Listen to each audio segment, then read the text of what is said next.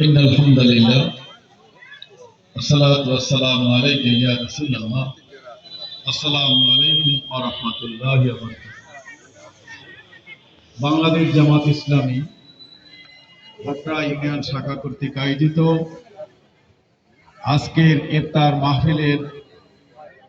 আলোচনা সভার সম্মানিত জনাব সভাপতি ভোটরা ইউনিয়নের সংগ্রামী আমির জনাব মাওলানা মোহাম্মদ আব্দুর রহিম, মঞ্চে উপস্থিত রয়েছেন বাংলাদেশ জামাত ইসলামী বরিশাল জেলা কর্ম পরিষদের অন্যতম সদস্য, বরিশাল জেলা শুরা ও কর্ম পরিষদের সদস্য, ভোটরা ইউনিয়নের গণমানুষের নেতা, সকলের নন্দিত নেতা জনাব আলহাজ মাওলানা হাফেজ কাউসার হুসাইন। উপস্থিত আছেন বাংলাদেশ জামাত ইসলামী বরিশাল জেলার শুরার অন্যতম সদস্য, উজিরপুর উপজেলার সংগ্রামী আমির জননেতা জনাব আলহাজ মাওলানা আব্দুল খালেক সহ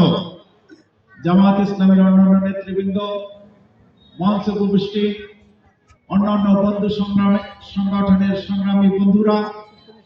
বিশেষ করে বাংলাদেশ জাতীয়তাবাদী দল বিএনপি জনাব আলী আকবর খান সহ অন্যান্য নেতৃবৃন্দ, উপস্থিত ইসলামী আন্দোলনের সম্মানিত নেতৃবৃন্দ, দিনী ভাইয়েরা, উপস্থিত ভোটরা ইউনিয়নের বিভিন্ন স্তরের জামাত ইসলামীর কর্মী দায়িত্বশীল ভাইয়েরা, উপস্থিত সম্মানিত মুসলিম নেতা, দিনী ভাইয়েরা, যুবক ভাইয়েরা এবং আমার এই মাইকের আওয়াজ যতদূর যাচ্ছে এর মধ্যে সম্মানিত মা বোনেরা সহ সকলকে আমি আবারও সালাম জানাচ্ছি, আসসালামু আলাইকুম ওয়া রাহমাতুল্লাহ। আল্লাহ রাব্বুল আলামিনের লাখ কোটি শুকরিয়া আদায় করছি যে দীর্ঘ 17টি বছর পরে এমন একটি দিনের স্বপ্ন আমরা দেখেছিলাম। সেই স্বপ্ন যে আল্লাহ এত তাড়াতাড়ি অল্প সময়ের ভিতরে আমাদের পূরণ করবে আমরা কল্পনাও করিনি। দীর্ঘ 17 বছর স্বৈরা শাসন, ফ্যাসিস্ট শেখ হাসিনার নেতৃত্বে জুলুম, জেল জুলুম, অত্যাচার, নির্যাতন, গুম খুন এবং আয়নাঘর সহ যে নির্যাতন নিষ্পেষণ চালানো হয়েছে বিরোধী দলের মধ্যে, তার মধ্যে সবচেয়ে বেশি নির্যাতন চালানো হয়েছে জামাত ইসলামী। শুধু জামাত ইসলামীকেই নয়, বিএনপি সহ দেশের আলেম ওলামারা যারা কোরআনের কথা বলছে, মাওলানা মামুনুল হক সহ এদেশের বিজ্ঞ ইসলামিক স্কলারদেরকেও তারা কাউকে ছেড়ে দেয়নি। বন্ধুরা আমার, আজকের সেই আওয়ামী ফ্যাসিস্ট সরকারের অপশাসন, নির্যাতন, নিষ্পেষণ, জুলুম, অত্যাচার, লুটেরাদের হাত থেকে দেশটাকে রক্ষা করার জন্য আমরা যে আন্দোলন সংগ্রাম করে এদেশের গণমানুষের অধিকার, গণতন্ত্র ফিরিয়ে আনার জন্য সংগ্রাম করেছিলাম এবং কেয়ারটেকার সরকার গঠন করেছিলাম। এই কেয়ারটেকার সরকারের বদৌলতে এই স্বৈরাচারী শেখ হাসিনার সরকার ক্ষমতায় এসেছিল। আর এদের জুলুম, অত্যাচার, নির্যাতনের কারণে তারা উপলব্ধি করেছিল জীবনে তারা আর জনগণের রায় নিয়ে ক্ষমতায় আসা সম্ভব। তাই আন্দোলনের মতো ক্ষমতাকে পাকাপোক্ত করার জন্য তারা এমন হীন কাজ করেনি,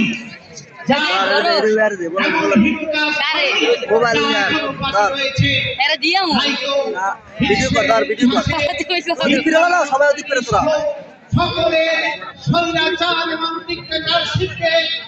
ম্লান করে দিয়ে সবচাইতে জালেম সরকারের, সবচাইতে নিকৃষ্ট সরকারের খাতায় আজকে শেখ হাসিনা নাম লিখিয়ে এদেশ থেকে পালিয়ে যেতে বাধ্য হয়েছে। সংগ্রামী জনতা, এই পালানোর ইতিহাস আমরা দেখেছি। 28শে অক্টোবর লক্ষ লক্ষ মানুষ যখন ঢাকার রাজপথে ভরে গেল, মাত্র 5-10টা সাউন্ড গ্রেনেড মারার সাথে সাথে 10 মিনিটের মধ্যে রাজধানী রাজপথ ফাঁকা হয়ে গেল। তখনই আমরা বলছিলাম যে এই শেখ হাসিনার সরকারকে আল্লাহর মদদ ছাড়া সমস্ত দল ঐক্যবদ্ধ ভাবেও এদেরকে সরাতে পারবে না। যখন রাজনৈতিক নেতৃবৃন্দ ব্যর্থ হয়েছে, দীর্ঘ 17 বছর আন্দোলনের সংগ্রামের কারণে যে জনমত সৃষ্টি হয়েছে, মাত্র 21 দিনের আন্দোলন পয়লা জুলাই কর্মসূচি ঘোষণা করেছে এবং 15 তারিখের পর আন্দোলন দাঁড়া বেঁধেছে এবং 6 তারিখের মাত্র 21 দিনের এই ছাত্র জনতার আন্দোলনে ওই 6 বছরের শিশু থেকে শুরু করে 25 বছর আবার বৃদ্ধ বনিতা ছাত্র জনতা শ্রমজীবী মানুষের সংগ্রামের মুখে যখন রাজধানীর রাজপথ রক্তে রঞ্জিত হয়েছে, একের পর এক লাশ করেছে আর পিছন থেকে শূন্য স্থান পূর্ণ করেছে, লাশের পর লাশ, গুলির পর গুলি, কিন্তু রাজপথ এই যুবকেরা ছাড়ে না।